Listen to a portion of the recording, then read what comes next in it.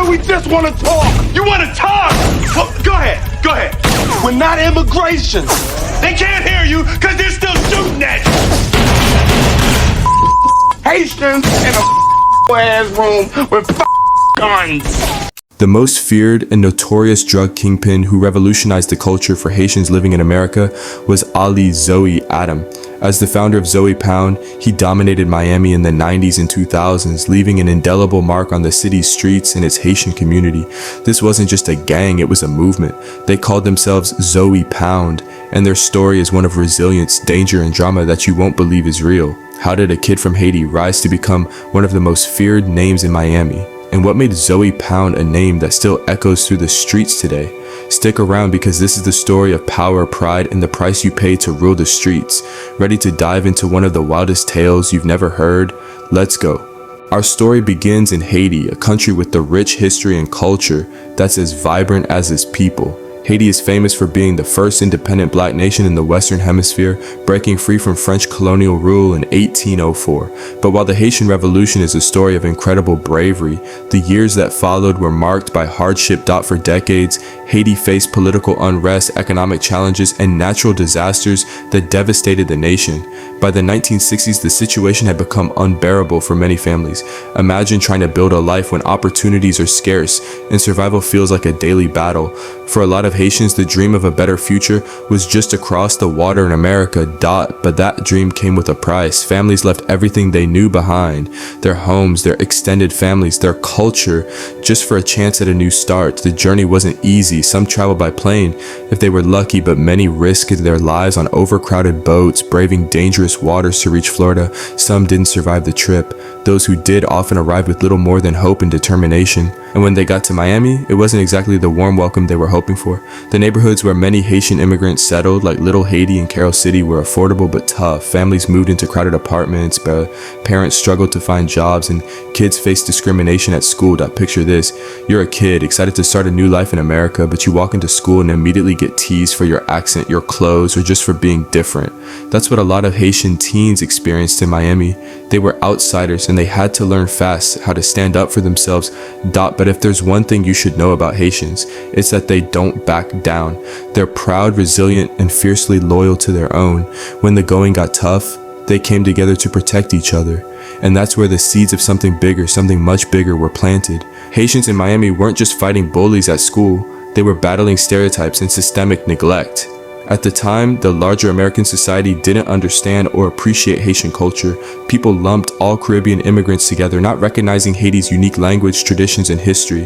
This made it even harder for Haitian families to fit in and thrive in their new home. So what do you do when the world seems stacked against you? You find your people, you create your own family, and in Miami, for many young Haitians, that family became the foundation for something that would change the city forever: Zoe Pound. But before we get to that, let's dive deeper into what life was really like for Haitian families trying to start over in Miami. The odds were against them, but they had something no one could take away: their grit, their pride, and their unshakable sense of community. And trust me, that's where the story really starts to heat up. Alright, now let's fast forward to Miami in the 1980s and 1990s. For Haitian teens, life wasn't just about learning how to fit into a new country, it was about survival, literally. Schools in areas like Little Haiti and Carol City weren't exactly warm and welcoming. They were more like battlegrounds, especially for kids who didn't quite fit in. Imagine being the new kid at a tough school. You're walking into class already nervous, and instead of making friends, you're met with bullies who tease you for your accent, your clothes, or even your lunch if it smells different.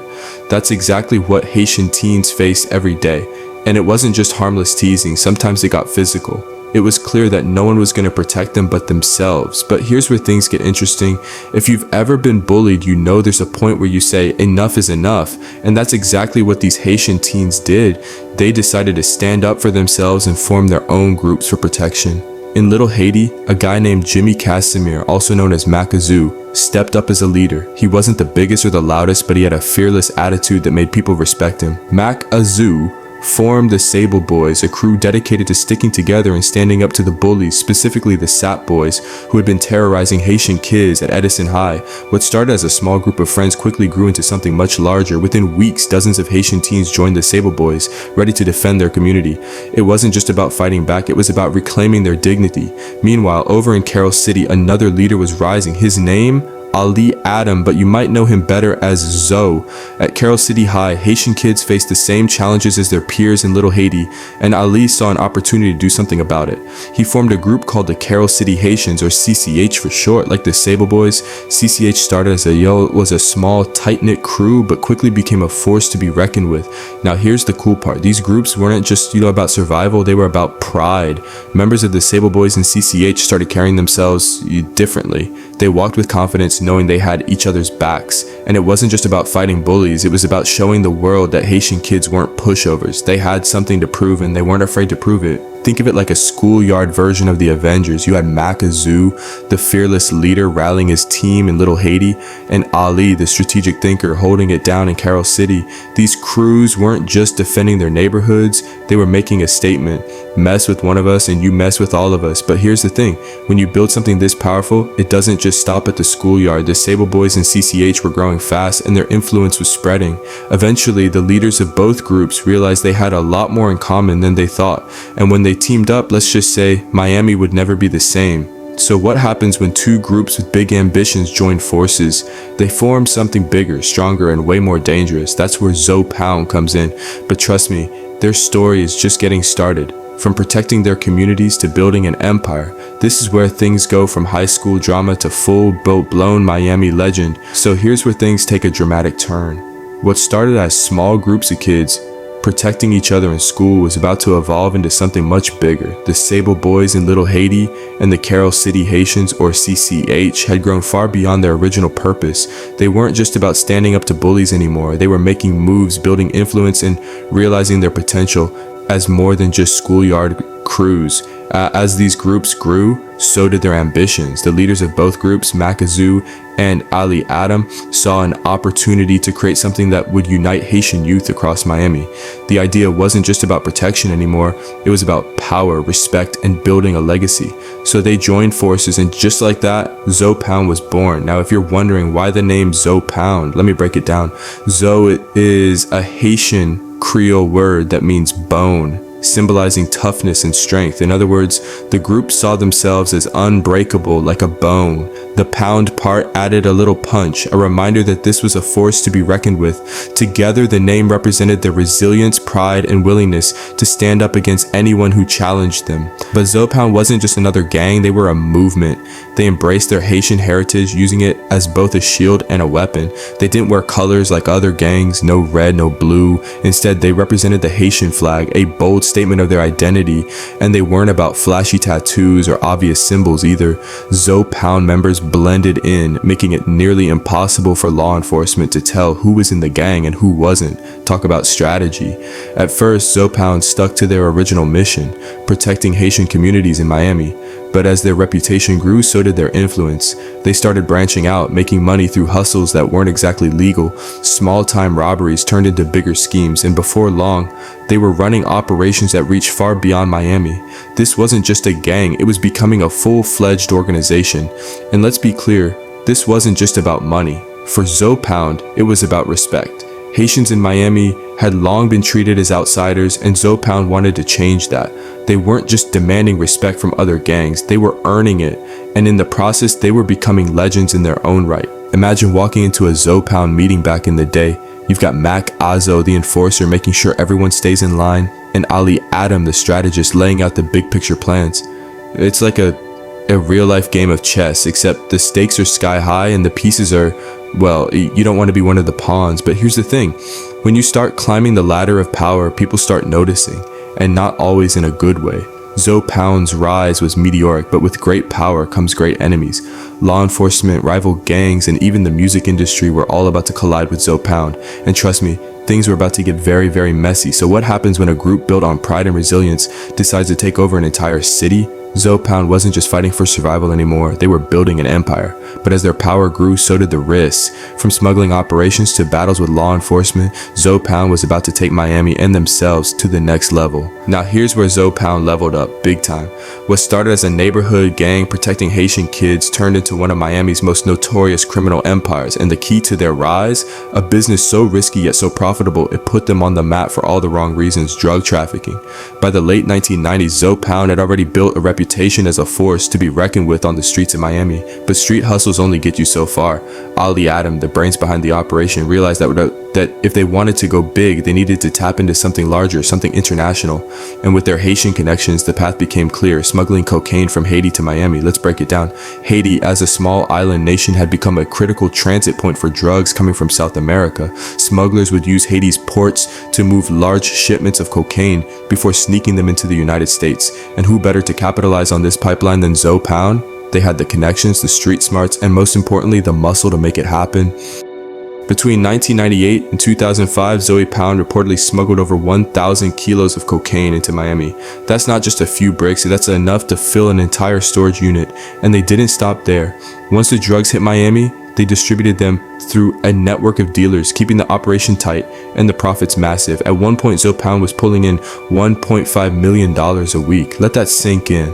$1.5 million every 7 days. To put that in perspective, they could have bought a Lamborghini every week or, 300,000 cheeseburgers. But instead of spending it all on burgers or sports cars, they were reinvesting in their operation, boats, bribes, and whatever else they needed to keep the money flowing.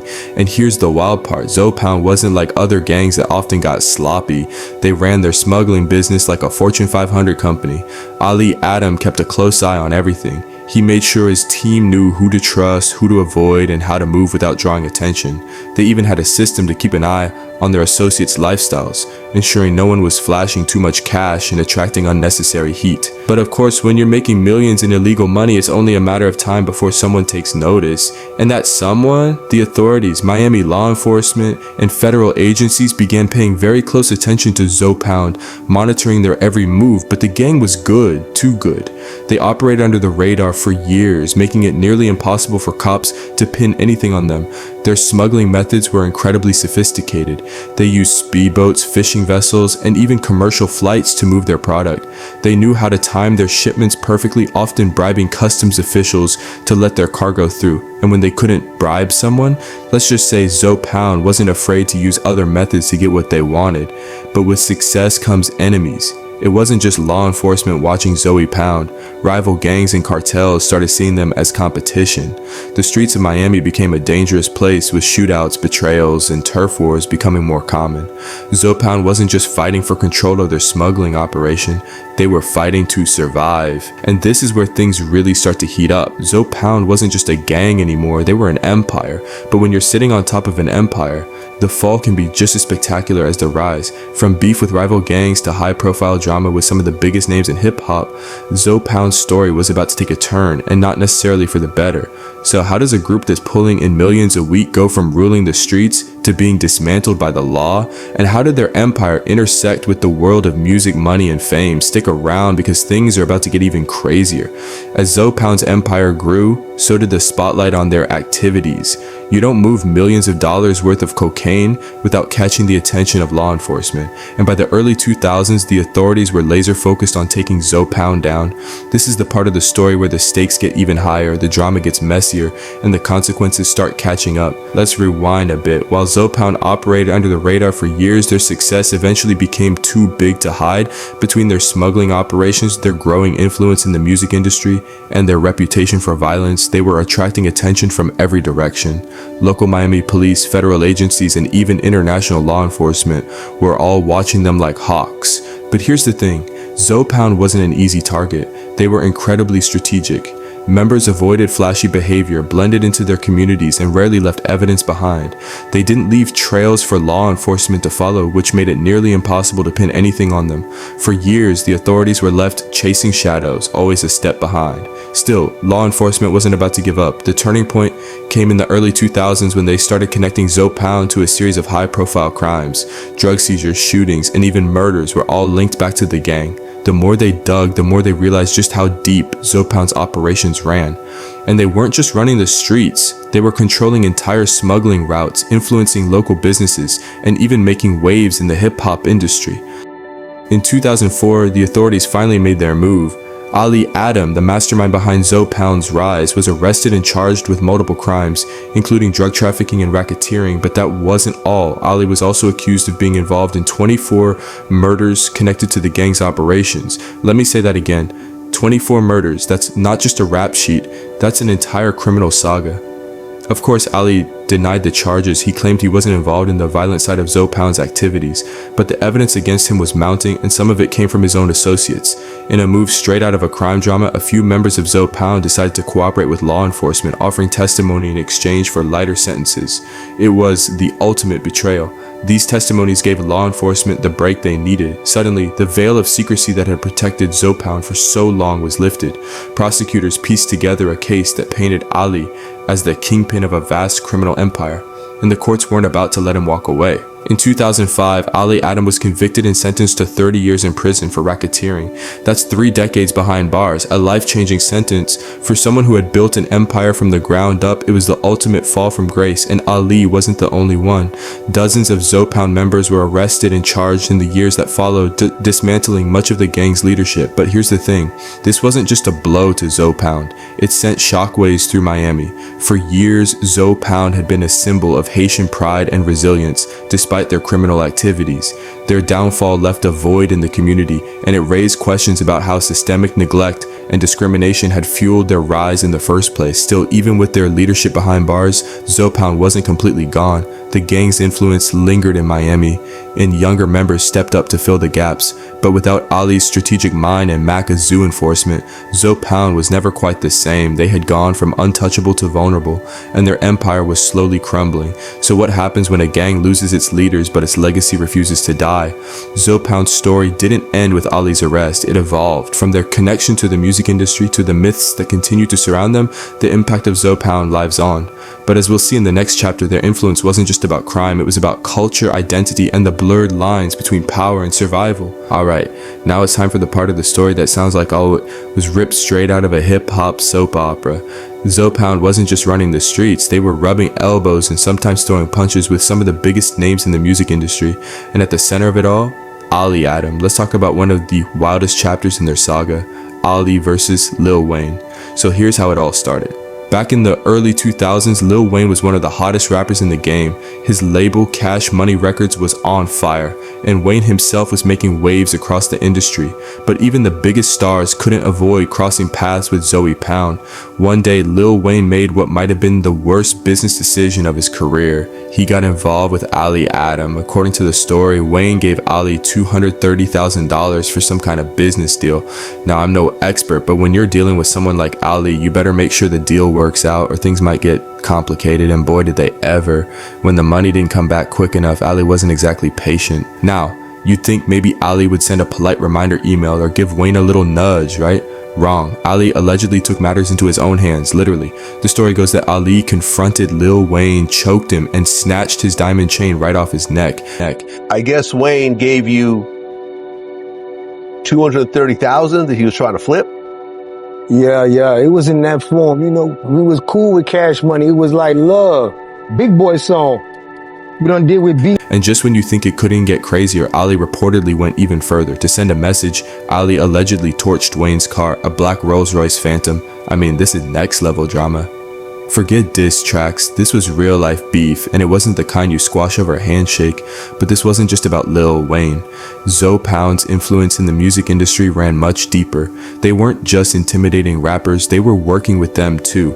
Ali and his crew had connections with artists like Soulja Slim and even Birdman, the co-founder of Cash Money Records. Some say Zoe Pound acted as unofficial muscle for certain artists, making sure they stayed safe when visiting Miami. Now here's where it gets even wilder. Zoe Pound didn't just protect artists, they also demanded respect. In Miami, it became almost a rule. If you were a rapper coming into town, you had to check in with Zoe Pound. This wasn't about saying hello or shaking hands, it was about acknowledging their power and influence. If you didn't check in, well, let's just say your visit might not go as planned. This culture of checking in wasn't unique to Miami, but Zoe Pound took it to another level. They weren't just a gang, they were gatekeepers, deciding who could come into their city and under what terms. For some artists, this was a small price to pay for safety. For others, it felt like extortion.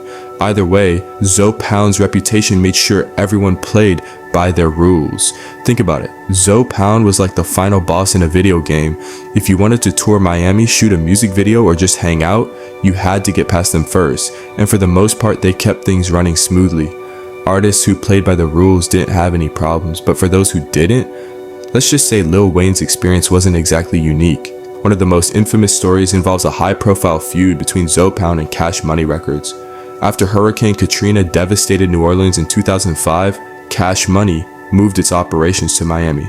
At first, things were fine. Ali and Birdman even had a friendly relationship, but as tensions rose, that friendship quickly turned sour. Rumor has it, Ali started demanding favors from Cash Money, like featuring his artists on tracks and paying for protection.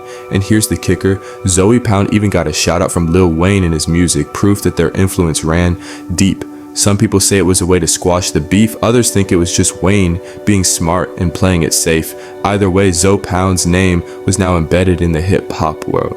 But Zoe Pound's influence wasn't just about intimidation. Their connections with the hip-hop industry gave them a platform to spread Haitian pride and culture.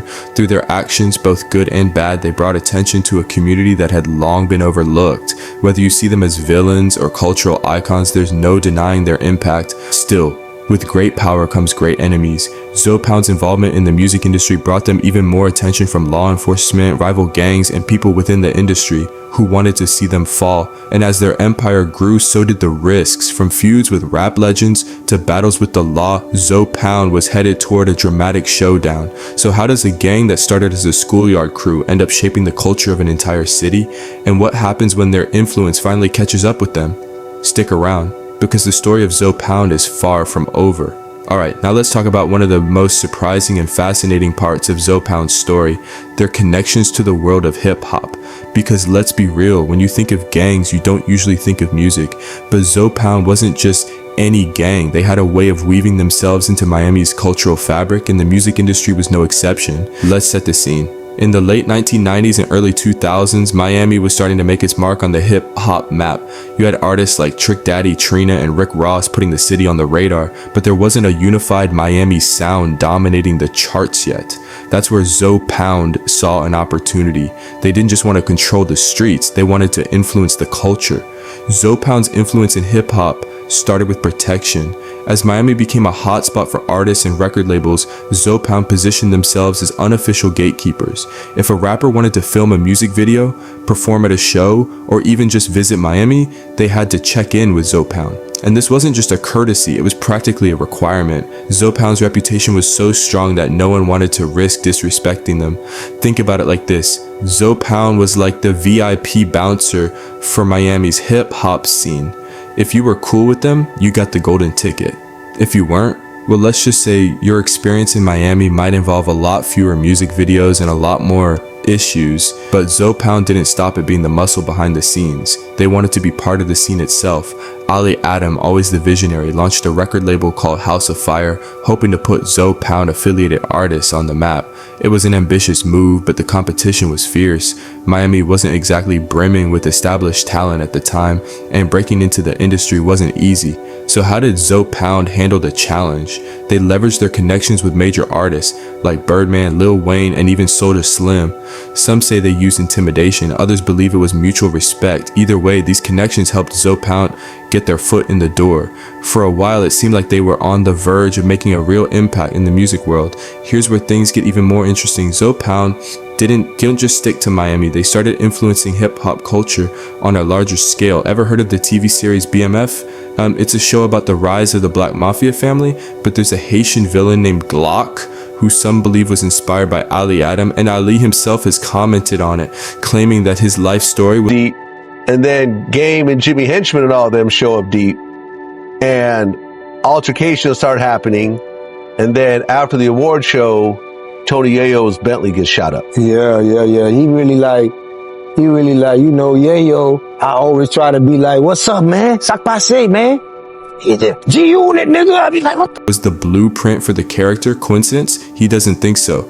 But Zoe Pound's influence wasn't just about drama and shoutouts. They represented something bigger, a sense of pride and identity for the Haitian community. In an industry dominated by other cultural narratives, Zoe Pound brought Haitian culture to the forefront. They were a symbol of resilience, strength, and the idea that no matter how tough things got, you could stand tall and demand respect.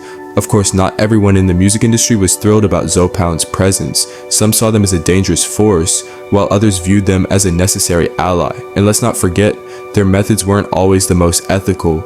Intimidation, extortion, and outright threats were all part of their playbook. It was a double-edged sword. On one side, they were building a legacy, and on the other, they were creating enemies. As Zopound's reputation grew, so did the scrutiny. Law enforcement wasn't just looking at their street activities anymore, they were digging into their ties to the music industry. Every connection, every deal, and every favor became a potential target for investigation. It was only a matter of time before the walls started closing in. But here's the thing about Zopound. They weren't just a gang, they were a cultural force. They influenced Miami's music scene, brought attention to Haitian pride, and left an indelible mark on the hip-hop industry. Love them or hate them, you can't deny the impact they had, not just on the streets, but on the culture as a whole. Still, with great influence comes great consequences. Zopound's connections to hip-hop were both a blessing and a curse. They gave the gang a platform and a legacy, but they also painted a target on their backs. As we move into the next chapter, we'll see how their growing influence led to their eventual downfall and the lasting impact they left behind. As the saying goes, what goes up must come down. And for Zopound, their rise to power was spectacular, but their fall even more so. By the mid-2000s, Zopound wasn't just a local gang anymore. They were an empire, a household name in Miami, and a growing presence in the international drug trade. But with that kind of notoriety comes serious consequences. Law enforcement was watching and they were ready to strike. For years, Zopound operated with near impunity. Their structure was tight, their members were disciplined, and their operations were strategically designed to avoid detection. They didn't flash wealth, they avoided obvious symbols like gang colors, and they moved like a well-oiled machine. But no empire can stay under the radar forever, especially one that's pulling in millions of dollars a week through illegal activities. Let's talk about what drew law enforcement's attention. First, there were the drugs. Between 1998 and 2005, Zopound smuggled over 1,000 kilos of cocaine from Haiti into Miami, a staggering amount that made them one of the most significant players in the region. But it wasn't just the drugs. Zopound was also linked to violent crimes, including shootings, robberies, and even murders. The authorities were piecing together a puzzle, and the picture wasn't pretty. One of the biggest turning points came in 2004 when law enforcement launched a coordinated effort to dismantle Zopound's operations. They focused their attention on Ali Adam, the gang's leader and mastermind.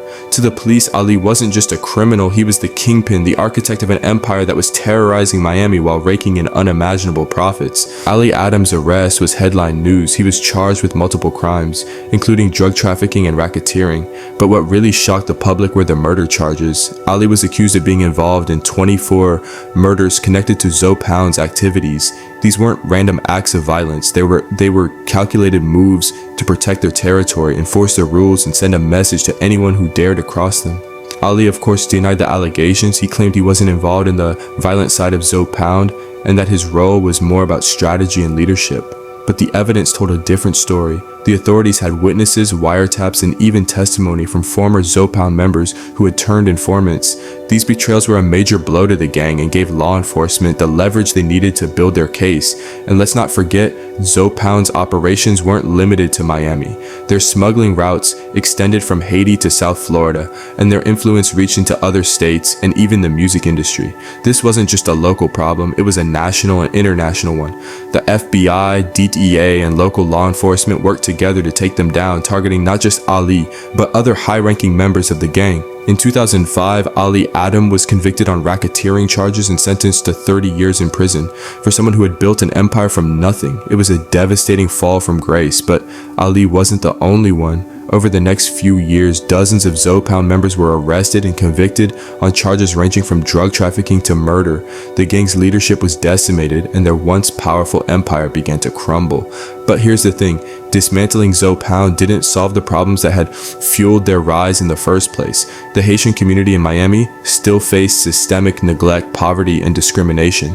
Zopound may have been a criminal organization, but for many they also represented pride and resilience. Their downfall left a void in the community, raising questions about how and why gangs like Zopound emerged in the first place. It's easy to paint Zopound as villains, and in many ways they were, but their story is also a reflection of the circumstances that created them.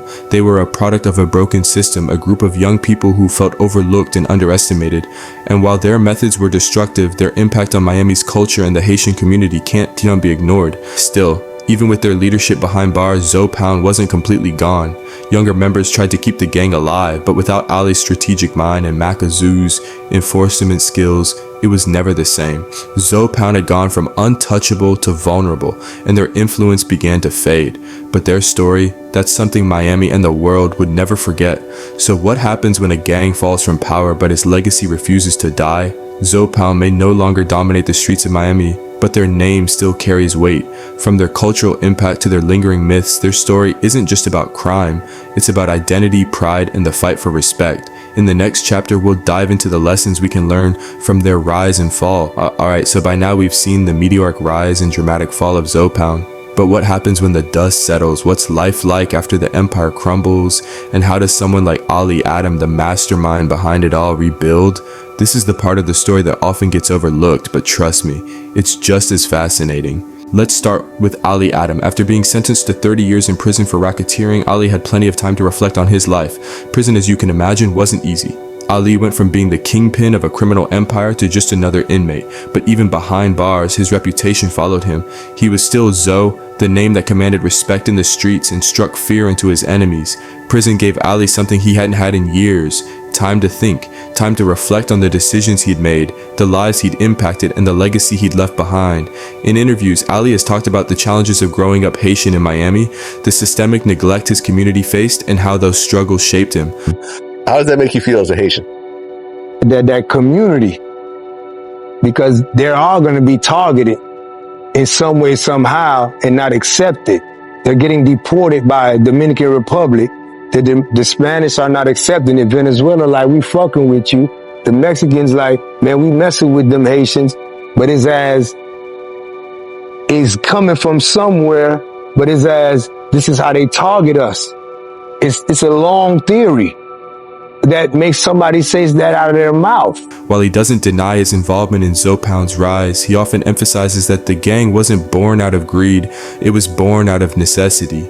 Ali's story is a complicated one. On one hand, he was a criminal mastermind who led one of the most notorious gangs in Miami.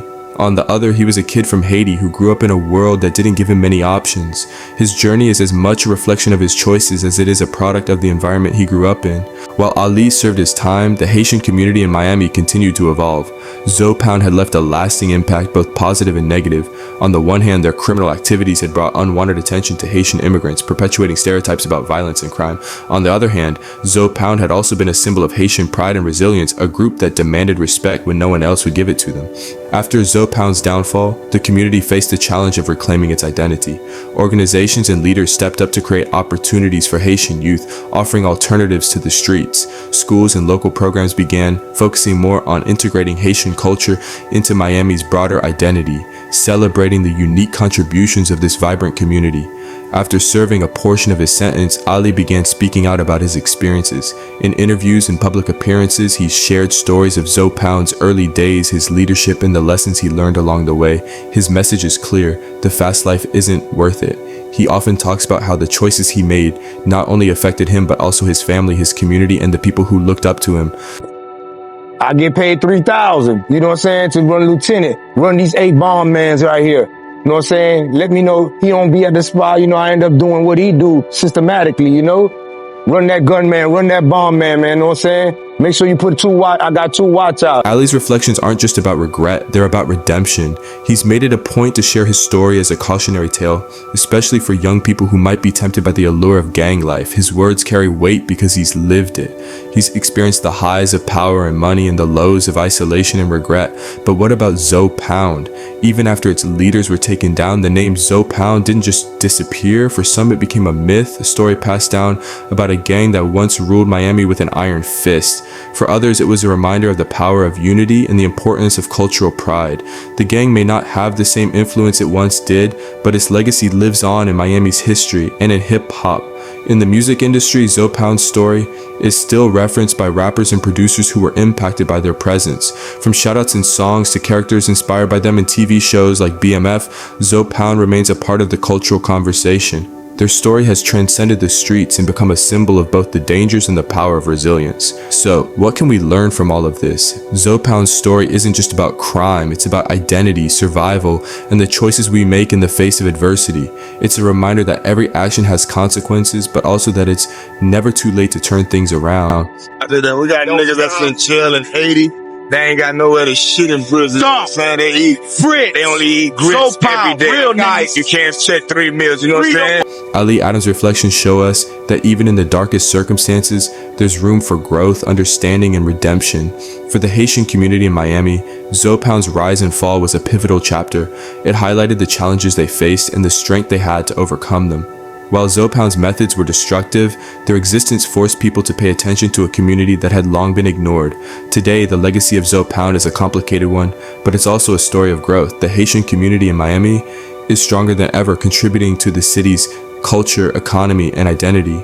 Programs aimed at helping young Haitians find their path have grown, and leaders continue to work toward breaking the cycles of poverty and crime. Ali Adams' story and the story of Zopound is far from simple. It's a mix of triumph, tragedy, and transformation. It's a tale of what happens when resilience meets desperation and what can be learned when the dust finally settles.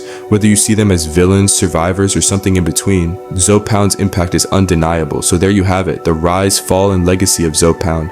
It's a story of power, pride, and the lessons we can take from the choices we make. If you enjoyed this deep dive into one of Miami's most fascinating chapters, make sure to like, subscribe, and drop a comment below. What's your biggest takeaway from this story?